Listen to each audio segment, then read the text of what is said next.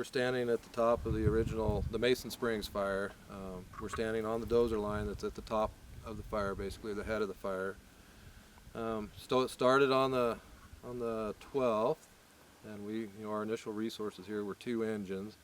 So they would have pulled in down at the bottom. This is good dozer ground. It was going to be a big enough fire. They recognized that just with hand crews or hand digging, this was going to be difficult to catch. So they did order a dozer. It's pretty gentle terrain, so definitely good dozer ground. It sounded like that was really successful. The dozer basically went around the fire.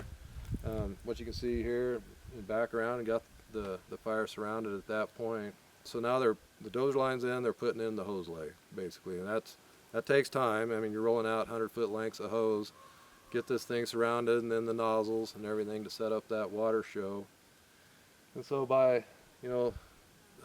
that afternoon of the 12th, late afternoon, they had the dozer line in. Now they're getting the hose lay in. The crew is out and around. During that time period, you've had some fire move along here pretty good. I mean, it's 10 acres now, and that's a good 9.5 acres, I think. Pretty good sized fire for that fewer resources. But they got it, they got it a line around it. By the end of the 12th, that first night, as it got dark, and I can't remember exactly what time, but feeling pretty good about this fire. They had a good line around it, the hose lay in, so they made a plan. It had been a long day already, so they made a plan.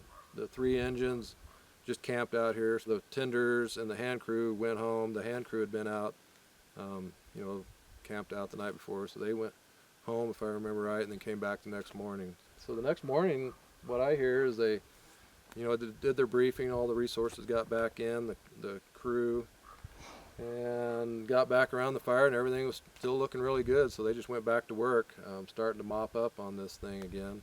And then about 2:30-ish, 2:30 or so in the afternoon, it sounded like the hand crew was up here working, mopping up, and they did pick up a spot fire out here at the head of the fire. Nobody's real sure what happened there.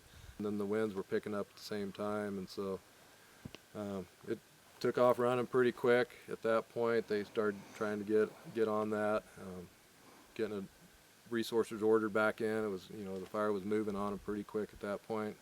From what I'm hearing, it made a pretty big run up to here, and we got several trees that were torching out of the spot fire, so they're sending new spots, just spotting out ahead of itself. You see a lot of trees torched out as you get up in there. At that point, they've started trying to catch it again with dozer line, putting people out ahead, try to figure out where it's going. And I think by the end of that day, we estimated about 500 acres of total fire, and it had crossed Highway 395. And nightfall did come and slowed it down a little. Had a lot of fire at that point.